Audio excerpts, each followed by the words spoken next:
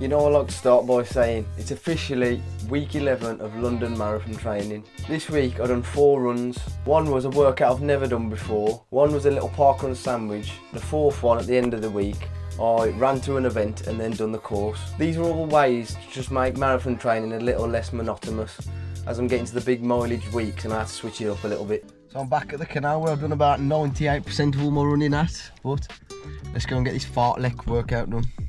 First ever. Can't believe I was actually going to wear that for the warm-up and then come and take it off. Look at the weather. Well, it's only about 6 degrees. I'm actually going to do a few warm-ups today, but I'm sceptical where to put the camera because there's fucking rats everywhere.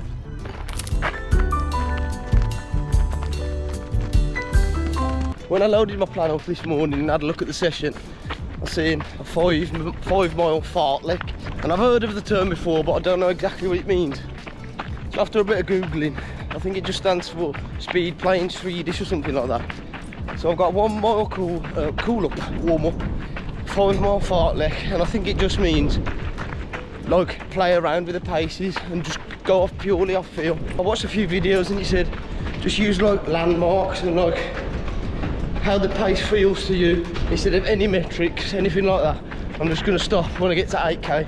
I'll be honest, there's all sorts of paces in this one here. I'm going from zone 2, nice and slow, to 5k, flat out sprint, then to what I think's marathon pace. I'm just jumbling them all up together here. I mean, this terrain don't help either. I don't know why I've chose to come on this canal for. Like, I've got zero clue what I'm doing. There's about 7 different locks down there, and just at the foot of everyone I've just bombed it up the hill as quick as I could, like this. When I get to here, I'll sprint every single one of them and then just keep, I don't know, about what I think is marathon pace. I don't know if I've just totally misunderstood that session there, or I've executed it half decently with all the random paces, but I'll be honest, that was shit. As you saw from that footage there, I barely had a clue what I was doing on this workout. Before this workout, I literally watched 2 videos, got a small understanding and then made it up as I went along. Now it's on to Wednesday's run for some lump entertainment. Just stopped for a wee, and then I come out the trees. I thought, where's he gone? Little bastard. I had to catch him up on Sunday, I've got to do it again on a Wednesday. That's too much. You know what day it is if I'm with little Lumpy again. Wednesday Fun Club. That's it. To be honest, today, I could not be arsed to do this. Fucking morning. I feel like, not my motivation's going down, but I just look forward to it a little bit less. I'll get home at that point now. Because I'm just like ticking a box. Yeah. But then I was listening to a running podcast. Well, it's more about London, to be honest. And then I thought, hopefully, just doing all these easy miles makes it easier to just cross the finish line in the right time. I hope but so. It don't ever fucking work like that. No, it don't. You've got 3 week Sundays, or 4? 3. 3 weeks. 3 weeks Sunday till London half marathon, and then I think 5 weeks Sunday for mine. See the pubes? No. Oh yeah, I can at the top. For the wind. For the wind? Yeah. So do you know what normally when you listen to it, and all you can hear is... yeah, actually, yeah. You don't even watch them. I don't watch them. You could get me to 36 years instead of 35. Every now and then I record a clip on my GoPro, it goes all shaky like this. If anyone knows what it is or how to fix it, just drop it in the comments. So we've took a bit of a detour today. And like I was saying earlier, I'm getting a bit like monotonous and just like box ticking. Just change it up or just go the opposite way if you can. Obviously we're running home from work, so we can't. But if you've got the normal route, just do it backwards. So I think I'm gonna end Wednesday's run here. Do you want us to take it out today? Alright, mate. Well, f***ing hell, it's the first time ever, you've got nothing to say? No, my shins are killing. There we go. See you later. So from Wednesday's run there, I didn't want to make it too long because I didn't want to bore people too much. It's the same run every week, and that's why I've included these little bits in here, like in between each run, to just try and make it flow a bit better and just to try something different. Making one video every week, it's like a game between getting it out and like trying to get it to a decent standard. So after saying all that, going from Wednesday's run, my next run was Saturday. I decided to only do 4 runs this week because I'd already made my mileage up. So Saturday's run was like a little park run sandwich. I'd done a couple of K before, done the park run, then a couple of K after. And getting the camera out on my own is still a bit daunting. I've gotten used to doing it whilst running with other people, so now going to a park run on my own is good practice. I've actually done this park run once before, and I remember you do like 2 laps of this pool or the lake. I don't know if you've seen it down there, and then I think I'm running on the last stretch now, but then you turn a corner around here and then you've got this massive uphill.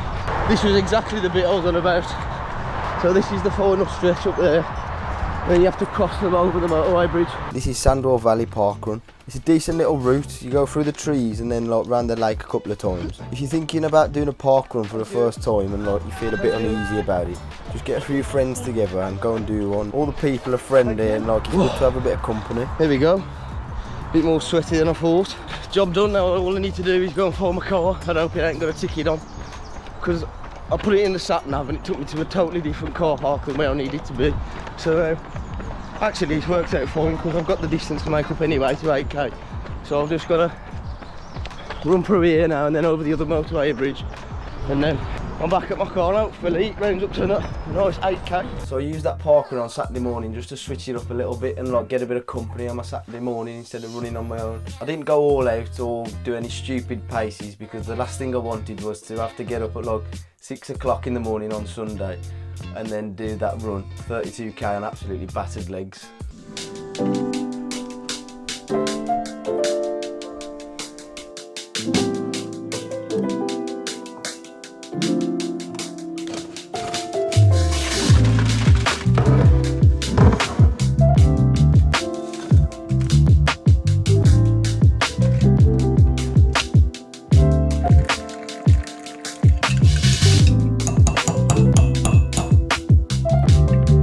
I hope you like this sexy attire, but I'll be honest, if you ask me seriously if I want to be doing this right now, I'd say no. It always adds to the motivation when you step out the door and you get a morning like that. So the plan of action today is to do, I've got 32k, so the first 11 at 6-minute kilometres, just to warm into it, nice and easy. Then the second 10k at 5:19, which is my marathon pace. And then when I get to the race, I'll maybe go like 5:06, just to push it a bit quicker than what I actually need to go on tired legs to like mimic what will happen in the marathon. I've also brought these Nike trail shorts, and they're absolutely class. I think they're obviously for trail running, so they've got more pockets than normal shorts.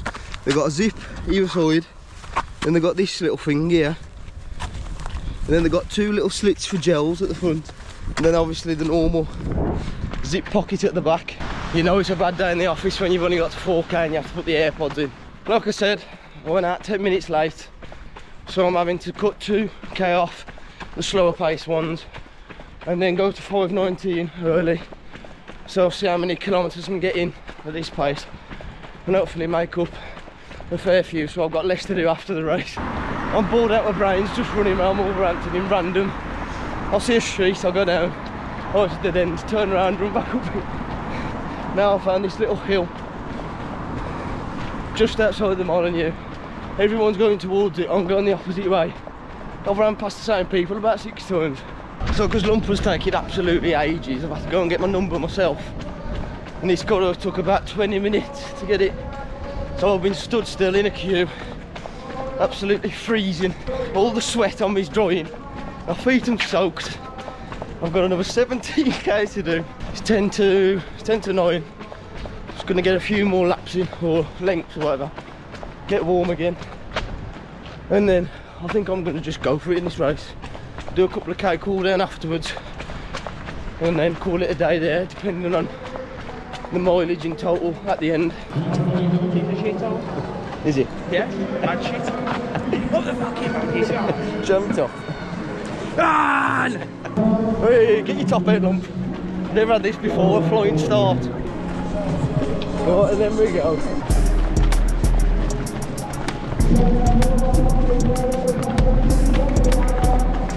So my plan's gone out the window already. I was gonna go 5:06, but because I was waiting around so long, I thought, fuck it, I'm just gonna go for it. I've only done, I didn't do as many Ks as I expected to do beforehand, so I'll just go as flat out as I can on this. So I've done the first 3K at about 4:45, and then my plan is to lap it and then do 5K at 4.5 minutes, and then just last 2K just give it everything. I said I was going to go for a 2K lift, change of plan. Last one, I feel like today's about change of plans. Oh, you're going to work. Cheers, buddy. Nice one. So as you can see, we're just running down now into the Molyneux. I'd say about 200 metres left, and I just got this burst out of nowhere. It's the best I've ever felt on the last couple of 100 metres of a race, and now as you can see the camera start to shake, and then some questionable breathing. I literally don't know where I got this little boost from. That's why races are so good. You just can't explain that feeling at the end when you've literally got 200 metres left. Got on to Ellis, Luke Deacon over the line, well done, Abby Thompson and Matt. That was tough at the end. I thought I was going to be sick. Bollocks. He stopped on 9.9. Thank you, brother. I'm absolutely gutted. I lost 2 gels. I meant to have one at an hour and a half, and then my caffeine gel, which I put in my pocket before the 10K. I was going to have it about 3K in. Got to 3K, looked for it. I don't know where the f*** it had gone. But surprisingly, I don't know, I felt quite well. You considering I didn't have it, and I didn't have the one at an hour and a half as well. So I'm just sat here waiting for Lump and Sean. Well, I'll put mine on, it's about 57. Did you start it well before as well? No. 43, you happy with that? Yeah. Well done, kid. I feel so, man. Good. Is your shins alright? Better when I got into about 3 or 4, when I went to about 3 or 4.